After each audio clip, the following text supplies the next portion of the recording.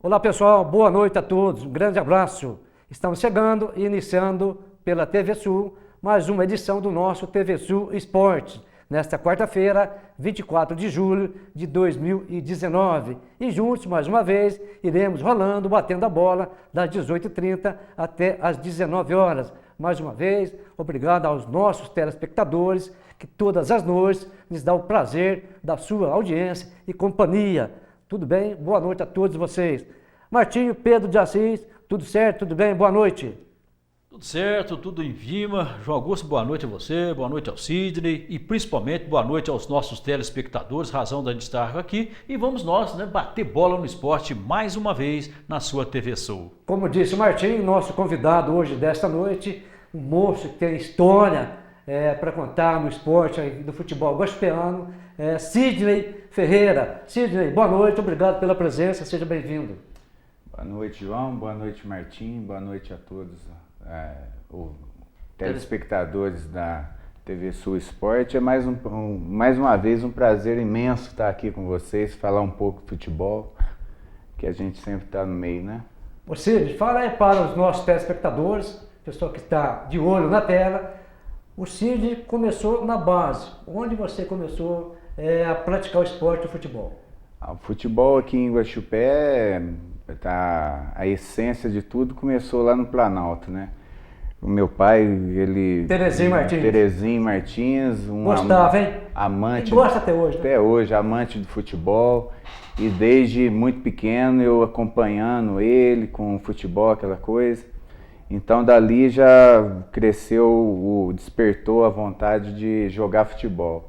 E fui desenvolvendo, passei pela mão do nosso querido Antônio Greco, né? Peguei o final ali e depois passamos com o Zé Chico, com o pessoal todo aqui de Guaxupé e foi trilhando esse caminho do futebol.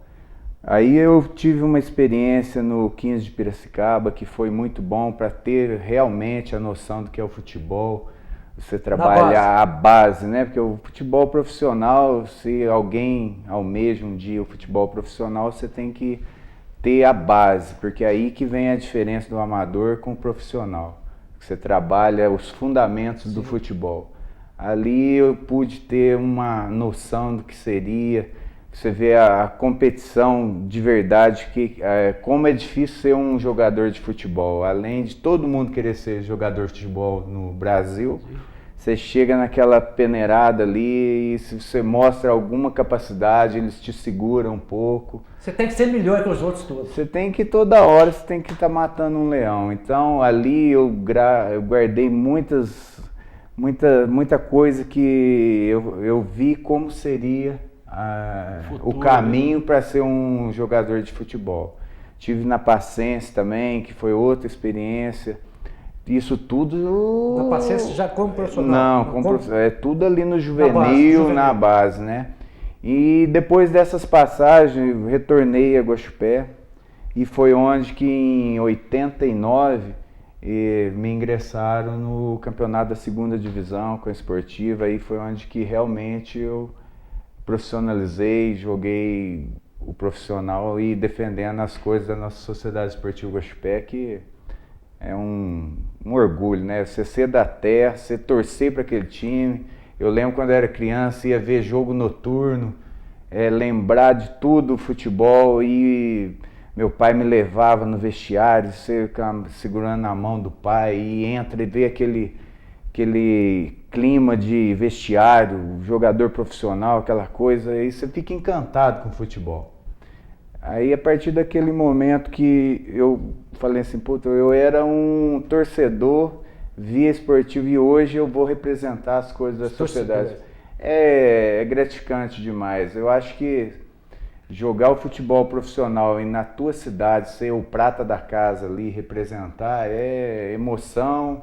Você dedica mais, às vezes é o que não é tão reconhecido, porque eu acho que não vai para... eles falam que todo mundo vai para santo de casa não faz milagre. É o que eu ia falar agora, estava lembrando desse ditado. Mas a história é muito gostosa. 89 foi o primeiro ano, aí eu continuei até 92 com a Esportiva, fizemos belas campanhas, tivemos bem próximo de subir o time, mas a história é sempre aquela, né? As dificuldades, tudo muito difícil, mas a trajetória é muito boa. Você ficou de 89 a 92. 3 anos então. E qual foi o momento mais importante que o Sidney viveu dentro da cidade esportiva? O momento de glória, digamos assim.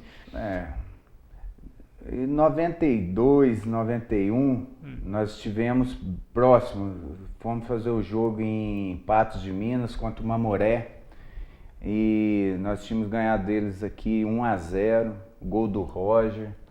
O Roger é também um excelente jogador que também teve essa passagem assim, nós formávamos o ataque, ele pela direita e eu pela esquerda. Era o 4-3-3. Sim. Então, jogador de velocidade, jogador de lado, Sidney, Roger, dois pontos e era 2 prata da casa. Sim.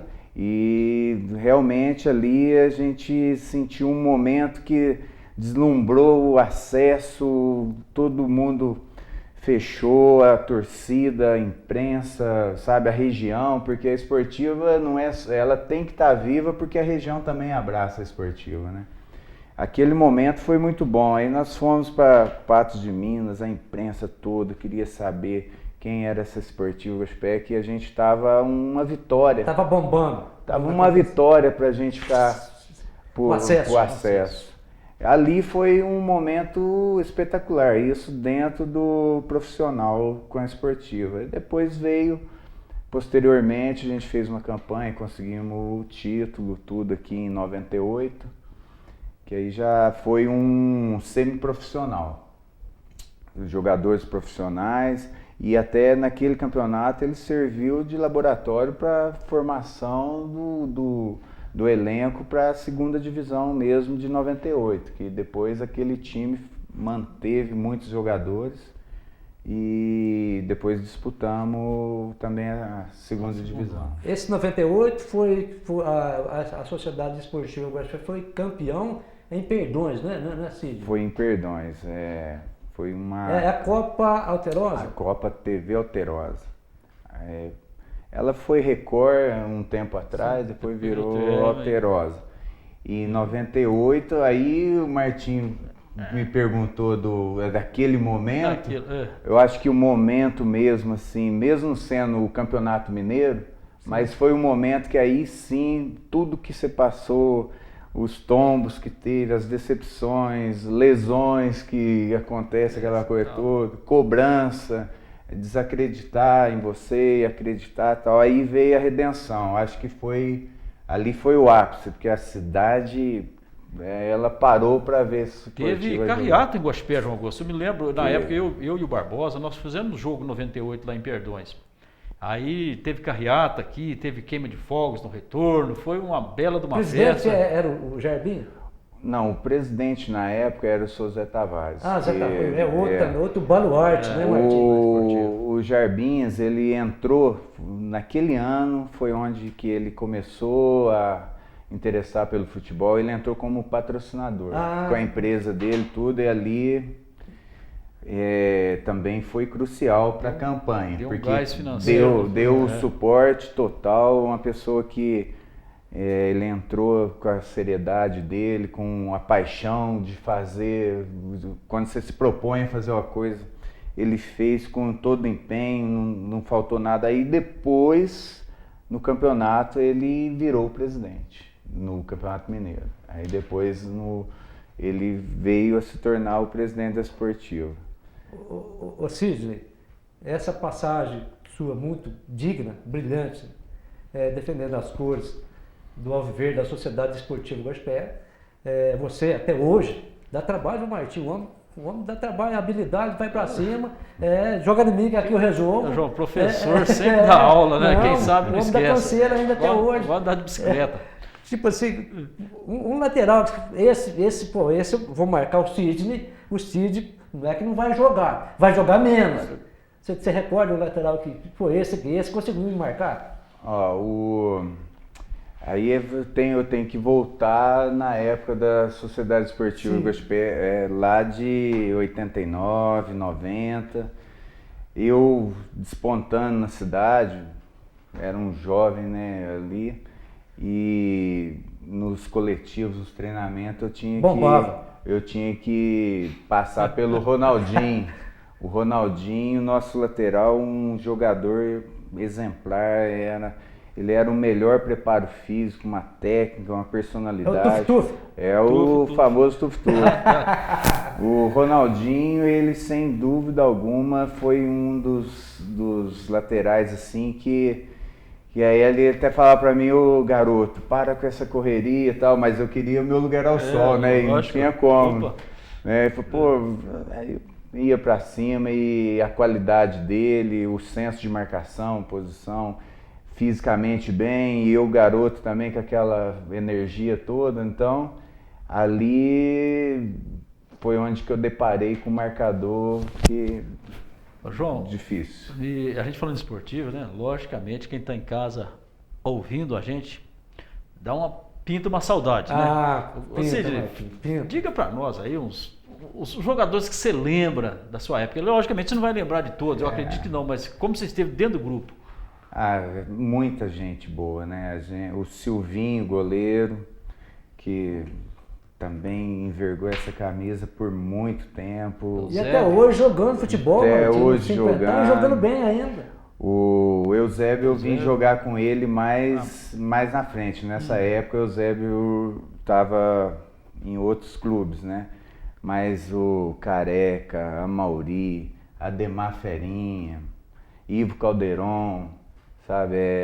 Muita gente boa. Teve Ayrton Neguinho, ponta direita, um dos caras assim que mais liso do futebol, aquele drible desconcertante.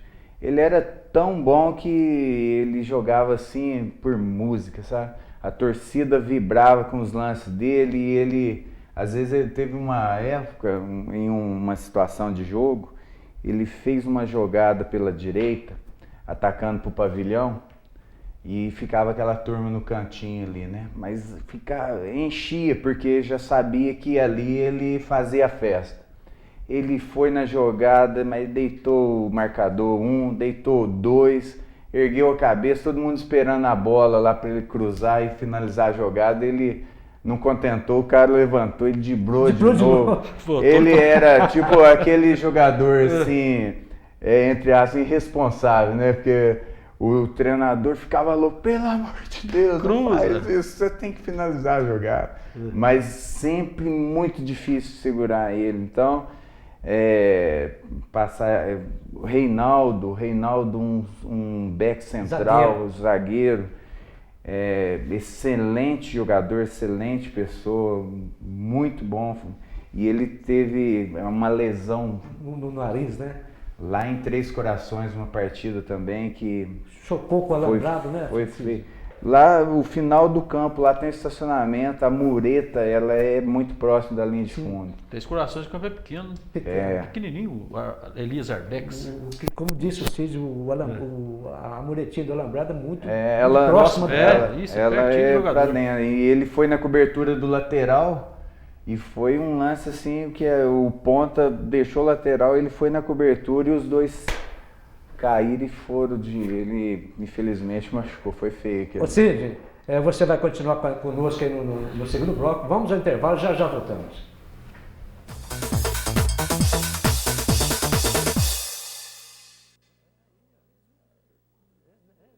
A lâmpada do poste em frente à sua casa está queimada? Não deixe sua rua no escuro. A Prefeitura realiza a troca da lâmpada gratuitamente. Solicite agora mesmo o serviço através do telefone 0800 276 0219. O atendimento acontece de segunda a sexta-feira, das 8 às 17h30. Prefeitura de Guaxupé, trabalhando sempre por uma cidade bem iluminada.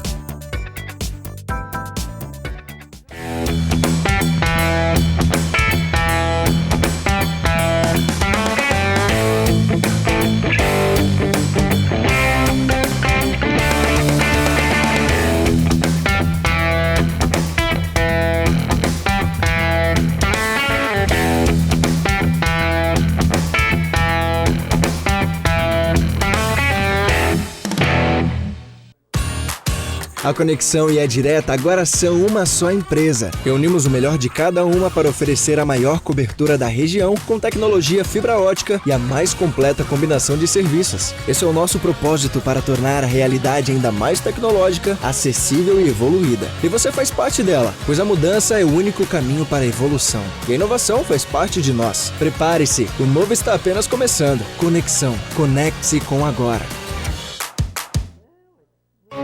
O Guaxupé Country Club é completo para o seu esporte e lazer. Natação, musculação, muay thai, hidroginástica, jiu-jitsu, além de campos de futebol, quadras de tênis e futsal, basquete, vôlei, pista de caminhada e muito mais. Guaxupé Country Club, único clube da região com tirolesa, paredão de escalada e arborismo. Entre de sócio com toda a família. 3551-2195.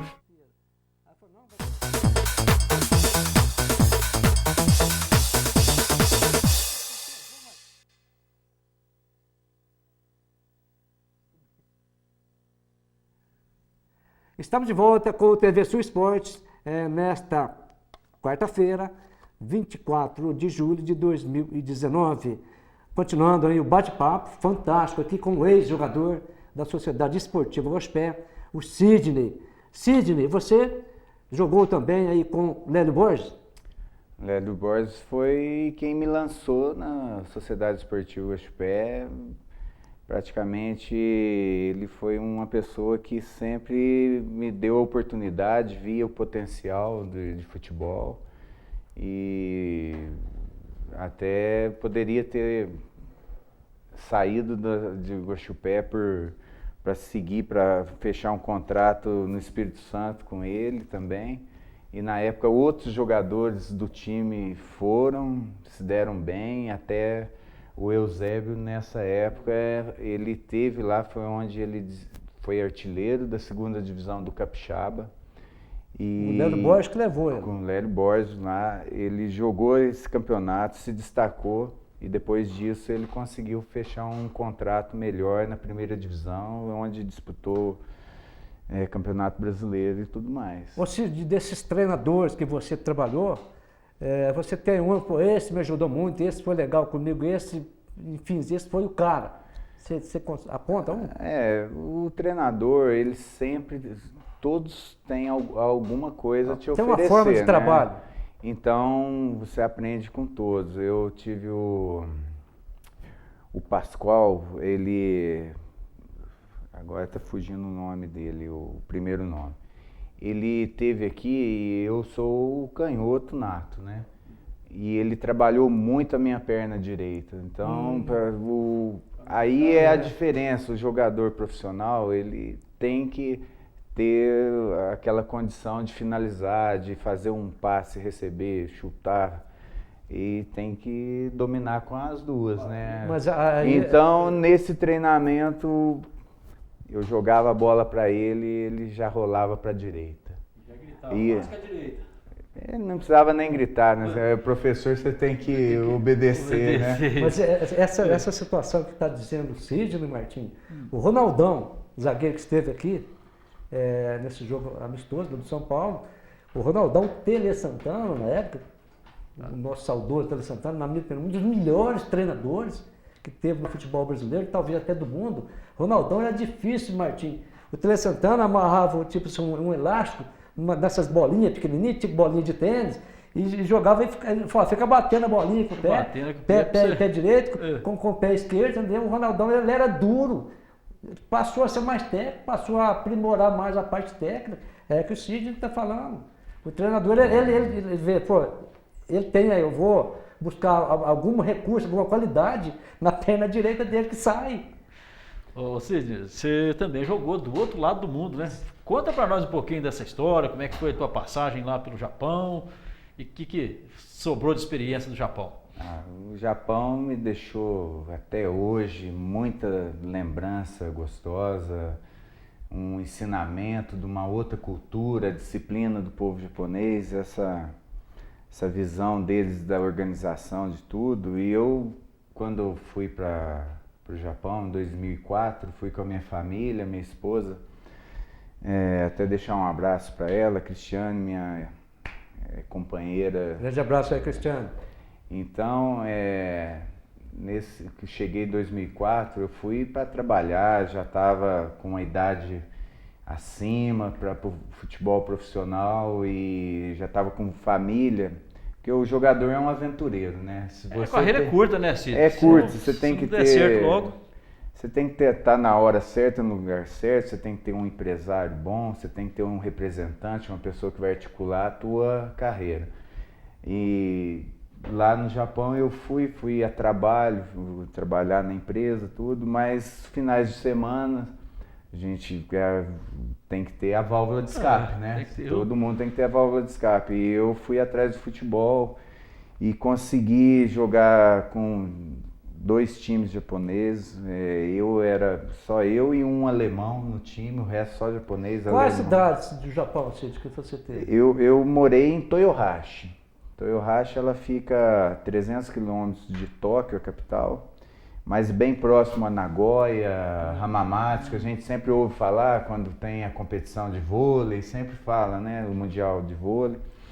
E era uma cidade litorânea, e ali eu joguei futebol com esses japoneses, joguei com um time peruano, comecei com um peruano, eu não achava um time brasileiro, não achava, eu falava, não é possível. Eu vou falar para os camaradas tocar bola para mim, né, João Augusto? Mas fiz uma amizade muito grande através desse time peruano, que eu consegui entrar no time brasileiro, que é até patrocinado por um japonês, e ali é um semi-profissional. Aí foi onde que, além de fazer o que eu gostava, ainda tinha uma remuneração. Então... Tinha um bico, vamos falar assim. Um ganho para... Você já tem o trabalho, você vai jogar o futebol, e aí a mentalidade do grupo era formado para competição, aí viajava. Você pegava o Shinkansen, que é o trem-bala, aí é uma viagem assim, vamos jogar em São Paulo. Você vai em São Paulo em 1h20. Só... E tudo ali, então é onde que a lembrança boa do Japão é essa, que você trabalhou tudo e conseguiu jogar o futebol, conhecer outros lugares, vivenciar outra cultura. Ô Sidney, você se adaptou bem à língua japonesa? O idioma é o mais difícil, né? Porque o Oriente com Você estudou aqui para ir para lá? Como que foi? Não, eu fui na...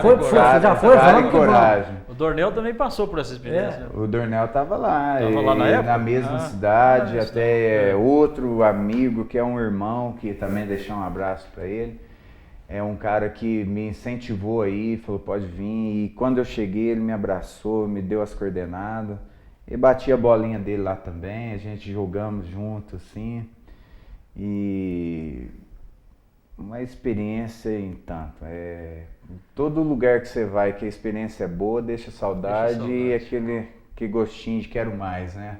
Quem sabe um dia, né, eu possa retornar lá mais uma vez. O povo, a população japonesa, assim, você que esteve lá, morou no Japão, é bastante diferenciado o jeito de ser, o perfil, o jeito das pessoas, do povo brasileiro, eu falo nas cidades japonesas. O japonês em si, ele te passa aquela impressão de primeira mão que é um povo frio, né? Não tem o cumprimento de pegar na mão, de abraçar, saudade de você, aquela coisa.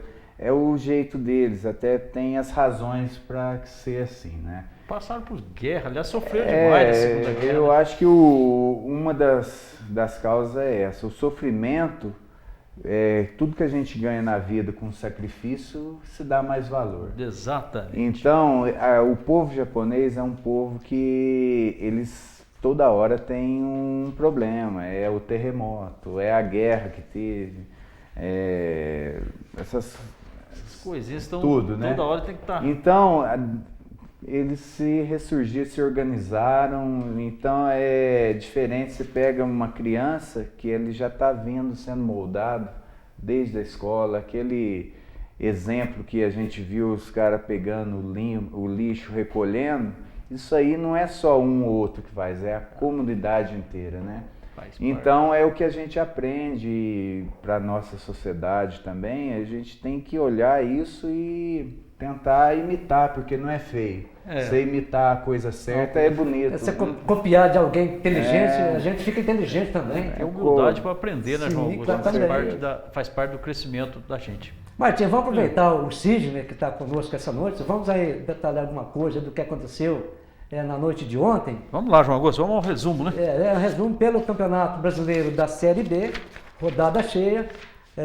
Aconteceu aí ontem, Coritiba 2, Vila Nova de Goiás 0. E o Figueirense perdeu em casa, João Augusto, pelo placar de 1-0 para o Paraná. Outro que perdeu em casa também foi o Bugre de Campinas. O Guarani perdeu para o Cuiabá por 1-0. São Bento e Operário 1-1. Lá no Serra Dourada, o Atlético de Goiás perdeu para o Botafogo, o Pantera de Ribeirão, por 2-1. E no tirateima, entre líder e vice-líder, melhor para o líder.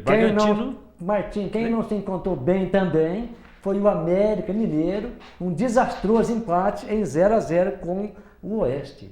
Confirmando aí, Bragantino 2, América, ou melhor, Ponte Preta 1. De virada, Martim? De virada. E na sequência, João Augusto, CRB também 2, venceu o Criciúma 2-1. E lá no Estádio do Café, o Londrina bateu a equipe do Vitória por 3-1.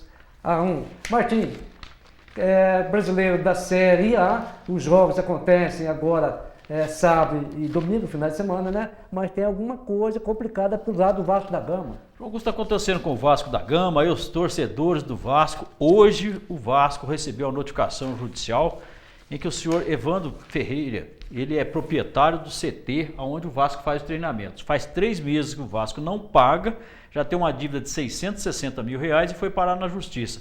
Então o presidente do Vasco foi comunicado, tinha só 213 mil, foi lá, fez um depósito hoje, não tinha um resto para pagar, ainda faltam 457 mil. Esta é a situação do Vasco, que está sendo despejado do seu centro de treinamento, porque ele é alugado o centro de treinamento. Aí tem 15 dias para arrumar mais de 450 mil para zerar a dívida. Se isso não acontecer, vai ter que arrumar um outro lugar para treinamento. Tá aí, o Vasco da Gama não vem bem dentro de campo, extra-campo, tá pior ainda. O clube, o tamanho, a estrutura do Vasco da Gama, nessa tiriça danada, nessa draga danada.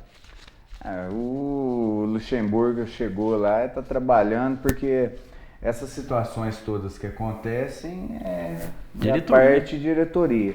Eu creio que o grupo sempre está fechado no trabalho, consciente, fazer o que tem que ser feito. Essas outras intempéries, né, vão ser resolvidas por quem tem direito de resolver, mas eu acredito que o Luxemburgo deve tentar mudar alguma coisa. Já está conseguindo. A parte dentro de campo, né, João Augusto? Compete a ele. Agora, a parte financeira aí o Vasco tem que resolver. Martim, Copa Sul-Americana também aconteceram na noite de ontem. Jogos, o Zulia bateu o Sport Cristal do Peru por 1-0. E o Fluminense, João Augusto, se deu bem. Foi bem, 2-1. Saiu bem. 2 gols do Ione Gonzalez. Tava com a macaca, não com a Ponte Preta, né? Tava com a macaca que eu digo, era no espírito de jogador, fez os 2 gols do Fluminense. E a bola rola daqui a pouco, Martim, lá no Engenhão, no Rio de Janeiro, 21h30, o clássico Botafogo e Atlético Mineiro. E amanhã, na Arena Corinthians, o Corinthians recebe o Wanderers. Também amanhã, Independiente da Argentina e Universidade Católica do Equador. Libertadores, imagina, o melão rolou também na noite de ontem. Na Argentina, no Monumental de Núñez, River Plate 0, Cruzeiro também 0. Só um detalhezinho aí, eu achei que o Cruzeiro, não, além de ter conseguido um empate, que é um bom resultado, não jogou bem, viu, João Augusto? Poderia até ter feito melhor. No outro jogo, João Augusto, o Palmeiras teve o Santos do lado do Palmeiras. 2-2, começou perdendo de 2-0, logo no primeiro tempo, aí o Felipe Melo fez de cabeça, foi 2-1, parecia que o Moro Garcia. Ele ia pedir música no Fantástico, teve um pênalti e acabou batendo o pênalti. Aí o goleiro do Palmeiras salvou. Parabéns ao goleiro do Palmeiras. 2-2, o Palmeiras ainda ficou no lucro. Sidney é palmeirense? Não, eu sou santista. Santista, tem bom gosto, hein? Mas ontem o Palmeiras, ele se safou da derrota por conta do Godoy, né, Cruz. Ele acreditar no 2-0, em vez de fechar a casinha, tá bom, aí se abriu muito. Tem as imagens, né, do jogo do Palmeiras. Palmeiras se encontrou no jogo, gostou do jogo, então é aquela coisa, 2-0, se tem um cadenciamento melhor, Libertadores. Pênalti que aconteceu. Martim, aí fechando, LDU de Quito 3, Olímpia de Assunção, Paraguai 1. E hoje, Martim, temos 4 jogos, né? Ainda pela Libertadores da América. Daqui a pouquinho, 19h15, Nacional do Uruguai e Internacional de Porto Alegre. E o São Lourenço recebe o Cerro Porteño, jogo na Argentina. Na Arena da Baixada, 21h30, Atlético Paranaense e Boca Juniors. Jogos na altitude no Peru, Emelec e Flamengo. Sidney, Internacional joga fora com o Nacional. Vence? O Inter vem num momento bom Vem agora, bem, eles bem. estão acreditando. Se vencer, vai trazer um grande resultado. No Paraná, na Arena da Baixada, Atlético Paranaense e Boca Juniors. Já ganhou na primeira fase, era do grupo, Sim. ganhou do Boca lá, repetir a façanha e vai entrar pra história. Vai. Martim Emelec, vai atrapalhar o Flamengo? João Augusto, o Emelec propriamente não é exatamente um time para atrapalhar o Flamengo, mas a altitude vai ajudar muito o Emelec. Então o Flamengo vai ter que jogar. Eu até sugeria aí, se fosse o treinador, colocar 2 volantes, trancar bem a casinha e esperar a oportunidade, porque o Flamengo não pode sair na correria, senão perde o jogo. Cid, mais uma vez a gente agradece a sua presença aqui conosco, né? Engrandeceu, enriqueceu ainda mais o nosso TV Sul Esporte. Fique à vontade, por favor, para as suas considerações finais. Eu que tenho a agradecer, é sempre bom estar com amigos, pessoas que levam o esporte da nossa região, da nossa cidade, que vocês estão trabalhando também é digno, é de parabenizar, porque a imprensa leva, divulga, faz todo mundo ficar sabendo do que está acontecendo. Então, a Casa TV Sul, agradecer mais uma vez pela oportunidade. E falar do futebol sempre é um prazer, a gente fica contagiado, o tempo fica até pequeno, né, curto, porque são tantas histórias, Tantas emoções. Deixar um abraço a todos que sempre acompanham o programa e saber que a gente está no futebol e é a nossa paixão. Vamos chegando, Martim? Vamos chegando, João Augusto. Um grande abraço a você, muito obrigado ao telespectador. E Sidney, foi um prazer tê-lo aqui. E você viu, né, João Augusto? Não foi nem preciso fazer perguntas. Você chegou e deslanchou. Vai voltar mais vezes aqui, Martim? Poderia até entrar para participar no programa. Com certeza, gente, né? sabe. Gente, grande abraço, fiquem com Deus, estaremos de volta amanhã. Tchau, tchau.